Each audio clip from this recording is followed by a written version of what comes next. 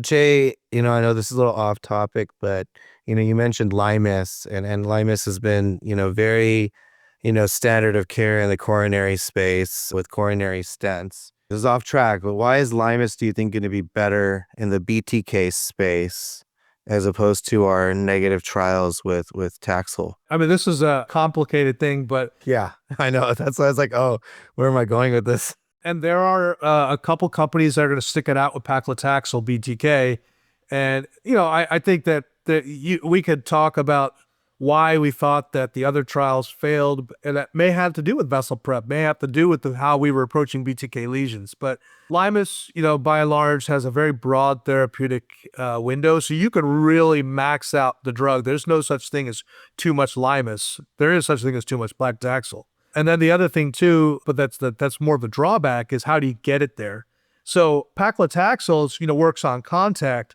And so if you've done some angioplasty or whatever, the paclitaxel should be able to get in a little bit better. But with Limus, you're going to need some nanoparticles or some microspheres or a way to actually get that Limus to hang around, get into the tissue, and then get it to hang around. So getting past that surface intimal calcium is going to be really important. That's why serration angioplasty, spur, other technologies are going to be really important to be able to get it to where it needs to go. Otherwise, the drugs are going to all fail. And that's probably one of the reasons why the other trials weren't as successful.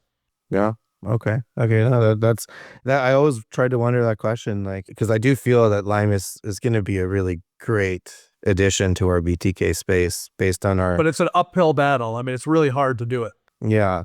I mean, the coronary stents that we're putting, how are they delivering the Limus then through? I mean, they're not using nanoparticles and stuff. No, but the difference is that they elute over time. Remember, you're leaving a durable scaffold behind that can continue to slowly elute. So the difference is, with a retrievable scaffold or no scaffold, you then just have to leave it, and then you take it away. To get in there. Right. So the difference is, like with bioresorbable scaffolds, they do continue to elute over time, but then the scaffold melts away. R3 has got their trial going on right now. They're going to have long length scaffolds that are resorbable as well. We'll see if that strategy works. And we have to hopefully make sure that they actually stay open, unlike, what happened with Saval, which was a durable scaffold that eluted paclitaxel. And it failed for multiple reasons. I mean, there were cases of thrombosis, cases where you had early failures with that long scaffold. So, I'm not sure about durable scaffolds, long length BTK. We know the coronary stents work in a very small segment of the tibials, but, a long metallic scaffold could be problematic. Mike, I mean, you talked about being cost conscious earlier. Now we're talking about some crazy stuff, retrievable stents, Sterinator. These devices, long bioabsorbable scaffold, I mean, the 38 millimeter length costs $3,000. I don't know what a 100 millimeter length scaffold will cost. But what do we do now in these settings where one side is the cost is going up and the reimbursement, and then also the cost of the patient and the system? Where are we going with that? Well, I think that when you look at long-term treatment of these types of patients with critical limb, right, there's a tremendous amount of cost, maybe in the upfront case, but certainly with reinterventions, that's another nidus or burden on the healthcare system. So I think it's easy to justify using these specialty technologies if they work better, the historical alternatives, and the patients are going to tolerate these procedures. I think one of the things that vascular surgeons say all the time is like, well, nothing works as good as a bypass with vein. That doesn't necessarily take into consideration who the patient is in front of you. Not every patient's a candidate for a vein bypass, and arguably a vein bypass done well might be the cheapest thing for these patients. So when I think about using these specialty technologies, whether they're longer scaffolds that are going to cost more money, intravascular lithotripsy, things like serration angioplasty, certain things cost more than other things. A serration angioplasty balloon is cheaper than a stent. It's cheaper than an IVL balloon. It's cheaper than a retrievable scaffold, right? So if we're being considerate of cost, I think that this is a fantastic tool to achieve excellent outcomes for your patients. But at the same time, when we do have more expensive things, right? If you spend the money up front to get your patients the most durable result, one, these patients aren't going to need reintervention, and two, these patients will go on to do well, and I think it's better for their quality of life and overall what we're trying to achieve as physicians taking care of patients.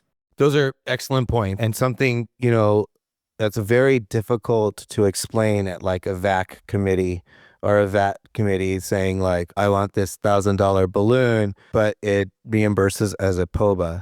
Jay, how do you approach that challenge with hospital committees or anything else to get some of these devices approved? Yeah, I mean, this is the real ultimate challenge for every company that's working in the BTK space, is to try to achieve a higher level reimbursement beyond just POBA alone. Retrievable stent technology, it reimburses as a stent, so that's a little better than doing POBA, so that's good. Obviously, the IVL space, they're actively pushing for reimbursement, BTK, and I think they have certain codes that it's intermittently reimbursed, and we'll see what happens in the future. But I think with a lot of push, it will come. I think radiation angioplasty is the same thing as well too. Like, you have to ultimately understand that these things are doing something different than beyond POBA alone. So there's pushing the payers to kind of recognize that, say, hey, our outcomes are better than what we're doing regularly, and it probably warrants a higher degree of reimbursement. That's a long-term play. At the VAC committee level, this is where we have a partnership with them too, and some hospitals better than others. If I tell you that I'm going to be able to reduce the number of times I re-intervene on this patient, or I'm going to reduce amputations, which are a massive cost to the system, then, sometimes what they'll do is they'll test it out, they'll follow the patients. And that's how we've been able to get some of these newer technologies in is, we trial them, we see how they do. They see how the reimbursement falls and how the patient does over like a 90-day global period. So it's definitely becoming a challenge. All these companies want us to get their products approved.